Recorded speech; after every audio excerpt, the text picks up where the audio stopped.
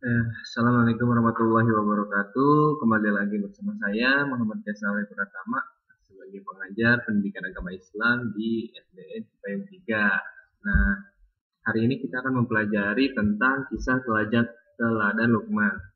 Nah, apa saja sih yang akan kita pelajari hari ini? Yang pertama, siapakah Luqman? Yang kedua, Luqman itu banyak bersyukur. Dan yang ketiga, nasihat Luqman kepada anaknya. Nasihatnya apa saja sih yang diberikan kepada anaknya ini? Nah, kita langsung masuk ke topik siapakah Luqman. Nah, Luqman adalah hamba Allah Subhanahu wa taala yang soleh.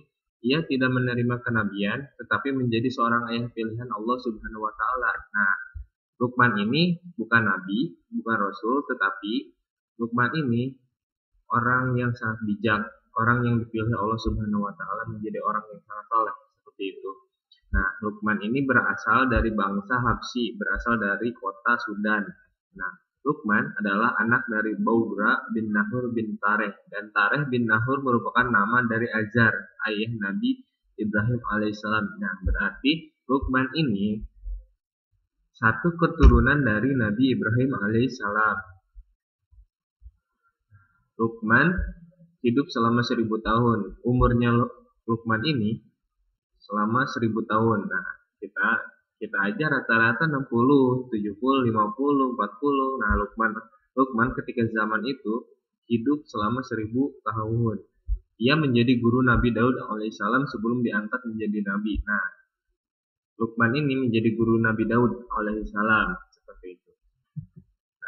Luqman banyak bersyukur. Buktinya apa sih Luqman banyak bersyukur? Nah, Luqman banyak bersyukur ini buktinya terdapat di Quran surat Luqman, surat ke-31 ayat 12. Kita baca bersama-sama.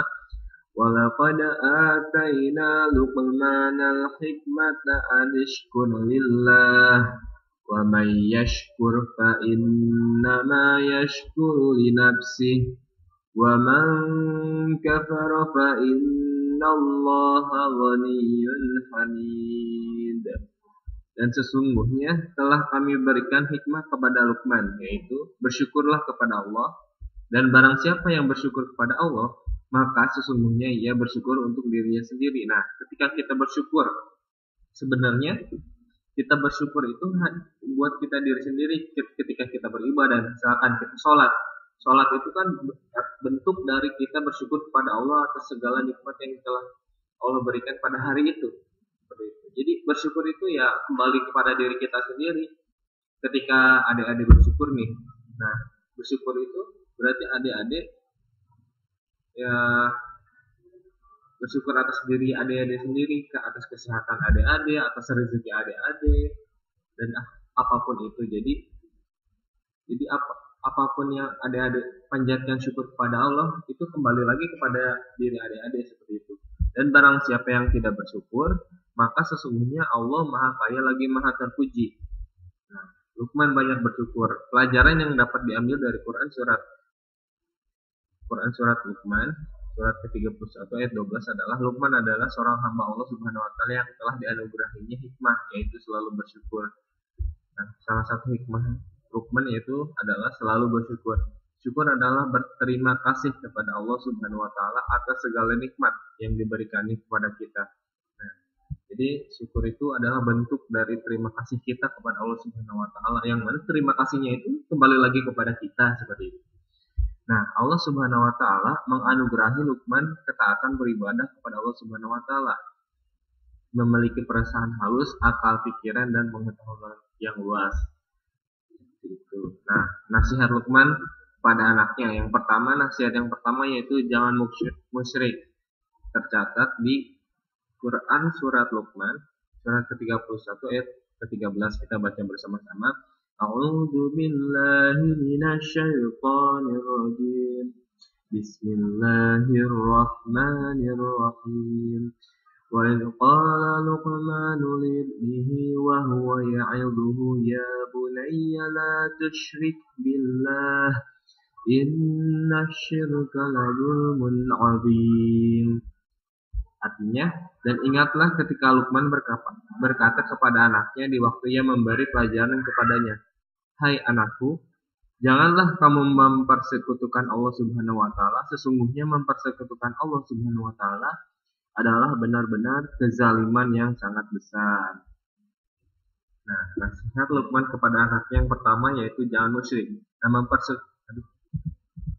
mempersekutukan itu artinya menyerupakan sesuatu dengan Allah. Berarti menyamakan sesuatu, misalkan ini nih, ini kertas, kita samain bahwasanya kertas ini Tuhan gitu.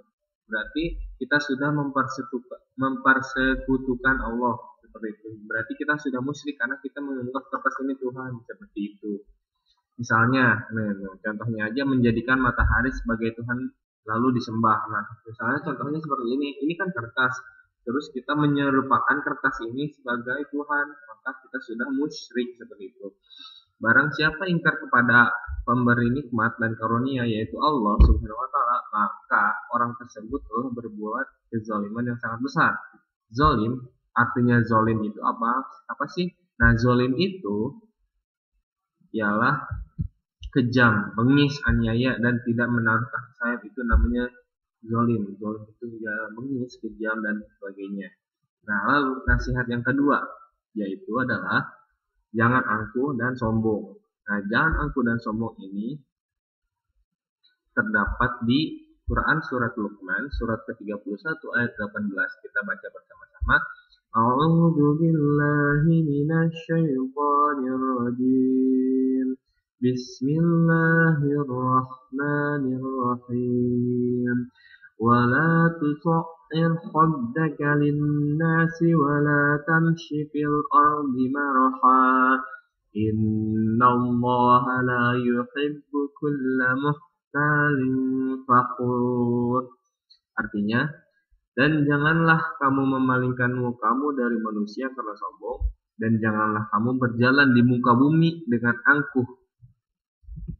Sesungguhnya Allah Subhanahu wa taala tidak menyukai orang-orang yang sombong lagi membanggakan diri. Quran surat Luqman ayat ke-18. Nah, nasihat yang kedua yaitu jangan angkuh dan sombong. Nah, ciri-ciri sikap angkuh dan sombong menurut Quran surat Luqman ayat surat ke-31 ayat 18 yaitu adalah memalingkan muka dari manusia. Jadi ketika kita berbahasa nih gini, nah, seperti itu. Kita ketemu teman kita, misalkan ketemu si A, ketemu B, si A masih B ini mukanya seperti itu namanya sombong. Terus berjalan di muka bumi dengan angkuh, misalnya berjalan di muka bumi dengan angkuh itu, terdapat menteng seperti itu ya, itu namanya angkuh, membanggakan diri sendiri. Luqman mengajarkan kepada anaknya untuk berperilaku rendah hati, tidak angkuh dan sombong seperti itu. Nah, nasihat yang ketiga yaitu hendaklah berbuat kebajikan. Nah, nasihat yang ketiga adalah hendaklah berbuat kebajikan. Ya, kita baca bersama-sama. A'udzu billahi minasy syaithanir rajim. Bismillahirrahmanirrahim. Ya bunayya qimis salata wa'mur bil ma'rufi wanha 'anil munkari wasbir 'ala ma asabak. Inna dzalika min 'azmil umur. Artinya, hai anakku, dirikanlah salat dan suruhlah manusia mengerjakan yang baik dan cegahlah mereka dari perbuatan yang mungkar dan bersabarlah terhadap apa yang menimpa kamu. Sesungguhnya yang demikian itu termasuk hal-hal yang diwajibkan oleh Allah Subhanahu wa taala. Quran surat Luqman surat ke-31 ayat ke-13. Nah, nasihat Luqman yang ketiga yaitu hendaklah berbuat kebajikan. Apa saja sih yang kebajikan itu? Nah, pertama itu dirikanlah sholat wajib maupun sholat sunnah. Sholat adalah tiang agama. Barang siapa yang menegakkan sholat berarti telah menegakkan tiang agama itu. Agama itu sendiri sudah ditegakkan orang yang telah melaksanakan sholat. Dan barang siapa yang tidak menegakkan sholat berarti orang itu sudah meruntuhkan agama seperti itu ya. Nah, kerjakan sesuatu yang baik. Contohnya sesuatu yang baik itu apa sih? Yang pertama, rajin beribadah dan berdoa. Yang kedua, hormat dan patuh kepada kedua orang tua. Yang ketiga, hormat dan patuh kepada bapak dan ibu guru. Yang keempat, rajin mengaji. Yang kelima, rajin belajar. Yang keenam, berangkat ke sekolah tepat waktu dan selalu bersih. Yang ketujuh, bertutur kata santun. Dan yang kedelapan, yaitu mengerjakan tugas pekerjaan rumah tepat waktu. Seperti itu ya. Jadi itu itu adalah contoh-contoh dari kebajikan, mengerjakan sesuatu yang dinamakan kebajikan. Nah, kita menghindari perbuatan buruk, misalnya syirik dan menyekutukan Allah Subhanahu wa taala, membenci kedua orang tua kita, membenci bapak dan ibu guru kita, berkelahi, mencuri, serat, berkata kasar dan kotor seperti itu. Maka perbuatan-perbuatan ini kita harus menjauhinya. Nah, hendaklah selalu bersikap sabar, yaitu sabar mengerjakan yang baik dan sabar menghindari yang buruk. Nah, dan selanjutnya adalah tugas. Nah, tugasnya itu adalah yang pertama menulis Quran surat Luqman surat ke-31 ayat ke-17, terus tulis artinya, terus ceritakan apa sih nasihatnya, nasihat dari surat-surat ayat tersebut gitu. Ya. Jadi tugasnya adik-adik menulis ayatnya, menulis artinya, terus adik-adik ceritakan yang terkandung dari ayat itu apa saja sih, seperti itu ya.